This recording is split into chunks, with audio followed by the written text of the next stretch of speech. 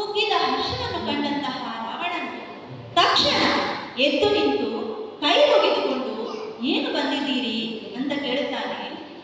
ಅದಕ್ಕೆ ತಾಯಿಯಾದಂತಹ ಕೈಕಸೆ, ಕಂದ ಮಗು ಕೇಳಪ್ಪ, ಈ ದಿನಗಳು ಚೆನ್ನಾಗಿಲ್ಲ. ನೀನು ಏನು ಅಭಿಪ್ರಾಯವನ್ನು ತೆಗೆದುಕೊಂಡಿದ್ದಿ ಅದು ಈ ಸಮಯದಲ್ಲಿ ನನ್ನ ಮನಸ್ಸಿಗೆ ಒಪ್ಪಿಗೆಯಾಗ್ತಾ ಇಲ್ಲ. ಅಂದು ವಿಭೀಷಣನು ಹೇಳಿದಂತಹ ಮಾತುಗಳು ನಮಗೆ ನೆನಪಿಗೆ ಬರ್ತಾ ಇದೆ. ಅಂತಹ ಸ್ಥಿತಿ ನಮಗೆ ಈಗ ಬರ್ತಾ ಇದೆ. ದೇವತೆಗಳಲ್ಲಾಗಲಿ ಮಾನವರಲ್ಲಾಗಲಿ ಸರ್ಪರಲ್ಲಾಗಲಿ ಇಂತಹ ಕಠಿಣ ದಿನವನ್ನು ಎದುರಿಸಲು ಯಾರಿಂದಲೂ ಸಾಧ್ಯವಿಲ್ಲ. ಆದುದರಿಂದ ನೀನು ನಿನ್ನ ಅಭಿಪ್ರಾಯವನ್ನು ಬದಲಾಯಿಸಬೇಕು. ಅದು ಅಲ್ಲದೆ ಹಗಲು ಕತ್ತಲೆಯಾಗುವುದು, ಕತ್ತಲೆ ಹಗಲಾಗುವುದು, ಇದು ಆಗುವಂತಹ ಸಂಭವವೇ? ಖಂಡಿತವಾಗಿಯೂ ಆಗುವುದಿಲ್ಲ.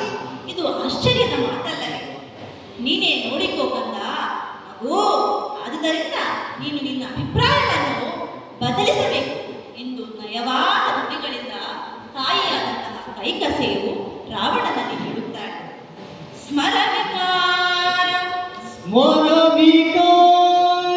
ಗ್ರಹದ ಸೋಂಕಿಗೆ ಸ್ಮರ ವಿಕಾರ ಗ್ರಹದ ಸೋಂಕಿಗೆ ಮರುಳು ಕೊಡಬೇಡಯ್ಯ, ಮರುಳು ಕೊಡಬೇಡಯ್ಯ,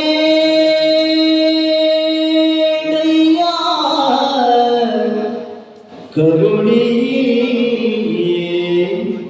ಕೊನೆಗಾರರಿಗೆ,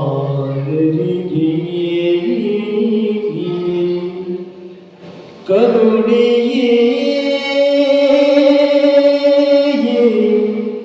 ಕೊನೆಗಾರರಿಗೆ.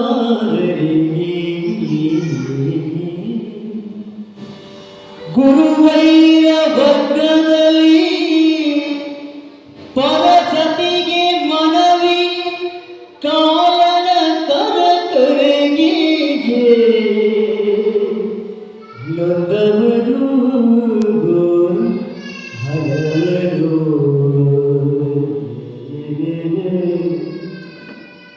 ಕಾಲನ ಕರಕರಿಗೆ ನೊಂದವರು ಹಲವರು ಹಲವು ಸೌಖ್ಯದೊಳಲ್ಪ ಪಡಲಿಗೆ ಬಹಳ ವರ್ಗದಲ್ಲಿ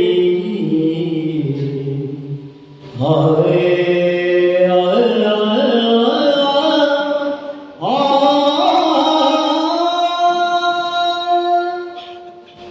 ಮನ್ಮಥ ವಿಧಾನವೆಂಬಂತಹ ಗ್ರಹದ ಸ್ಪರ್ಶಕ್ಕೆ ನೀನು ಭ್ರಾಂತನಾಗಬೇಡಪ್ಪ. ಕೊಲೆಗಾರರಿಗೆ ಯಾವತ್ತಾದರೂ ಮನ್ಮಥನು ಕರುಣಿಗೆ ಅವನು ಖಂಡಿತವಾಗಿ ಕರುಣಿಯಾಗಲು ಸಾಧ್ಯವಿಲ್ಲ.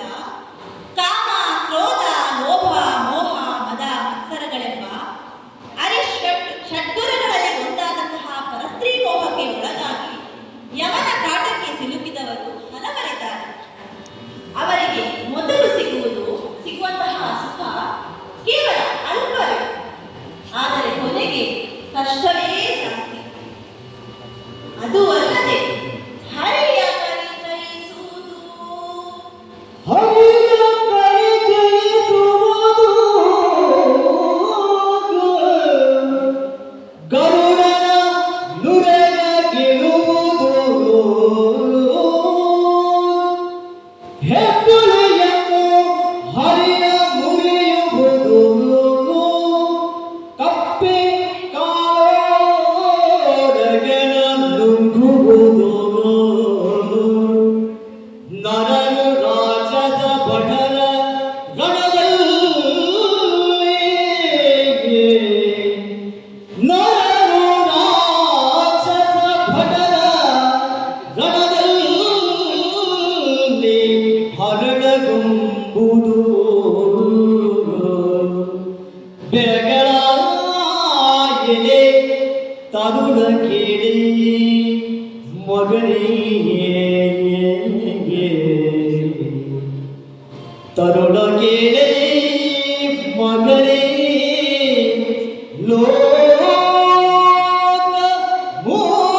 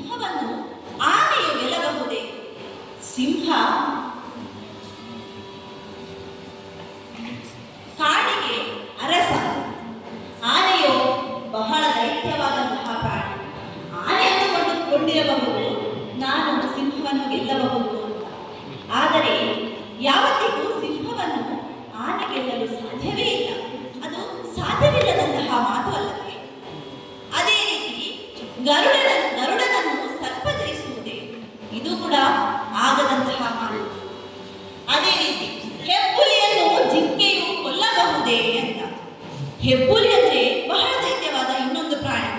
ಜಿಂಕೆಯು ಬಹಳ ಸಾಧು ಪ್ರಾಣಿ, ಸಸ್ಯಾಹಾರಿ ಕೂಡ. ಈ ಜಿಂಕೆಯು ಹೆಬ್ಬುಲಿಯನ್ನು ಕೊಲ್ಲಲು ಸಾಧ್ಯವಿದೆ, ಅದು ಕೂಡ ಸಾಧ್ಯವಿಲ್ಲದಂತಹ ಮಾತು. ಆಮೇಲೆ ಕಪ್ಪೆ ಕಾಳಸರ್ಪವನ್ನ ನುಂಗಬಹುದೇ, ಅದು ಕೂಡ ಸಾಧ್ಯವಿಲ್ಲ. ಕಪ್ಪೆ ಯಾವತ್ತಿಗೂ ಕಾಳಸರ್ಪವನ್ನು ನುಂಗುವುದಿಲ್ಲ, ಬದಲಾಗಿ ಕಾಳಸರ್ಪವು ಕಪ್ಪೆಯನ್ನು ನುಂಗಬಹುದು. ಇದು ಅಲ್ಲವೇ ಮಾತು? ಇದೆಲ್ಲ ಬಹಳ ಆಶ್ಚರ್ಯವಾದಂತಹ ಮಾತು ಅಲ್ಲವೇ? ಮಾನವರು ಯುದ್ಧದಲ್ಲಿ ರಾಕ್ಷಸ ವೀರರ ಪ್ರಾಣ ತೆಗೆಯುವುದು ಆಶ್ಚರ್ಯವಲ್ಲವೇ? ಇಲ್ಲಿ ಶ್ರೀರಾಮನನ್ನ ಹೋಲಿಕೆ ಮಾಡಿದ್ದಾರೆ. ಯಾವತ್ತಿಗೂ ರಾವಣನಿಗೆ ಶ್ರೀರಾಮನನ್ನ ಗೆಲ್ಲಲು ಸಾಧ್ಯವಿಲ್ಲ ಎನ್ನುವಂತಹ ಮಾತನ್ನ ವಿಧ ವಿಧವಾಗಿ ಇಲ್ಲಿ ಕೈಕಸೆಯು ತನ್ನ ಮಗನಾದಂತಹ ರಾವಣನಲ್ಲಿ ಹೇಳುತ್ತಾರೆ. ಅದು ಅಲ್ಲದೆ ತನುಜಾ ಹೇಳ ತನುಜಾ ಕೇಳಿ ಸೀತೆ ನರಮಾನಿನಿಗೆ ನಿನಗೆ ನಡೆಯಬಾರದೆ. ತನುಜಾ ಕೇಳಿ ಸೀತೆ ನರಮಾನಿನಿಗೆ ನಿನಗೆ ನಡೆಯಬಾರದೆ. ವಿನುತ ಪಾತಿವ್ರತ್ಯದ ಅನುಪಮ ಸುಗತತ್ವದಲ್ಲಿ, ವಿನುತ ಪಾತಿವ್ರತ್ಯದ ಅನುಪಮ ಸುಗತತ್ವದಲ್ಲಿ ಮನುಜನೇ ರಘುನಾಥನಾಥನ, ಮನುಜನೇ ರಘುನಾಥನಾಥನ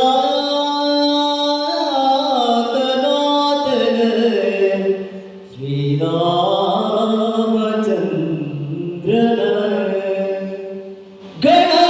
ಗಣಮಹಿಮೆಯನ್ನು ಅರಿಯಬಾರದೆ.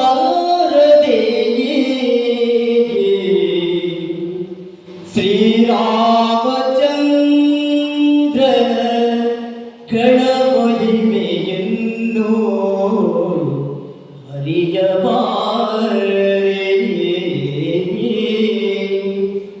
ಮನದ ವೈರವ ಬಿಟ್ಟು, ಮನದ ವೈರವ ಬಿಟ್ಟು ಸುಖಿಯಾಗೆಂದಳ,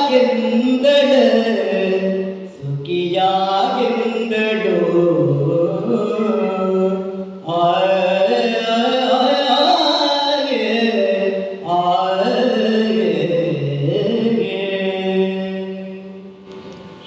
ಮಗನೇ ಕೇಳು, ಸೀತೆ ಮಾನವ ಸ್ತ್ರೀಯೇ? ಸೀತೆ ಮಾನವ ಸ್ತ್ರೀಯಲ್ಲ, ಸೀತೆ ದೇವತೆ. ಅವಳು ಬಹಳ ಪರಿಶುದ್ಧಳು. ಪಾತಿವ್ರತ್ಯದ ಅಮೋಘ ವ್ರತದಲ್ಲಿ ಅವಳಿರುವುದು ನಿನಗೆ ತಿಳಿದಿಲ್ಲವೇ? ರಘುನಾಥನು ಶ್ರೀರಾಮನು ಮಾನವನೇ. ಆತನ ಘನ ಮಹಿಮೆಯನ್ನು ನೀನು ತಿಳಿದಿಲ್ಲವೇ? ಆದುದರಿಂದ ನೀನು ಸೀತೆಯನ್ನು ಅವನಿಗೆ ಒಪ್ಪಿಸುವುದು ಒಳ್ಳೆಯದು. ನಮ್ಮ ಅಭಿಪ್ರಾಯವನ್ನು ನೀನು ಕೇಳಬೇಕು ಮಗನೇ, ಕೇಳಬೇಕು. ಮನಸ್ಸಿನಲ್ಲಿರುವಂತಹ ನಿನ್ನ ದ್ವೇಷವನ್ನು ಬಿಟ್ಟು ಸುಖವಾಗಿ ಬದುಕು ಎಂದು ರಾವಣನಿಗೆ ಕೈಕಸೆ ಬಹಳ ನಯವಾಗಿ ಹೇಳುತ್ತಾನೆ. ಅದು ಅಲ್ಲದೆ ಅದರಲ್ಲಿ ಜಾನಕಿಯ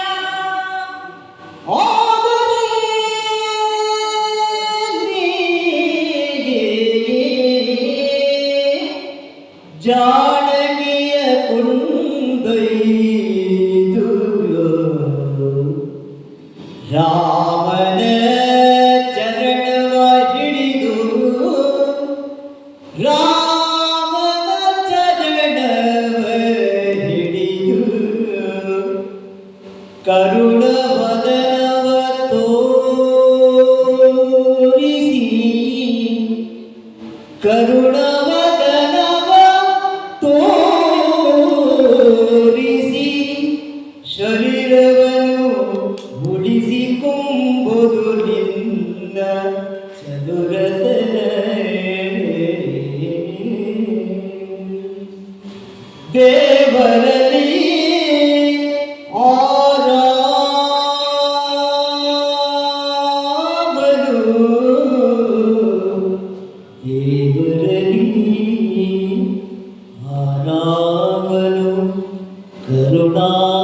ಕರುಣಾಮಯನು ಕಾರುಣ್ಯ ಮೂರ್ತಿಯು ದೇವರಯ್ಯ ರಾಮನು ಕರುಣಾಮಯನು ಕಾರುಣ್ಯ ಮೂರ್ತಿಯು ಕಾಯುವ ನಿನ್ನನ್ನು ಕದಲಬೇಡೆಂದು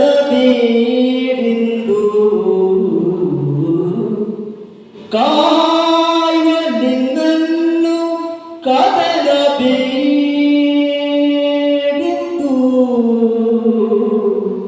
ಅಪ್ಪಿದಳು ರಾವಣನು.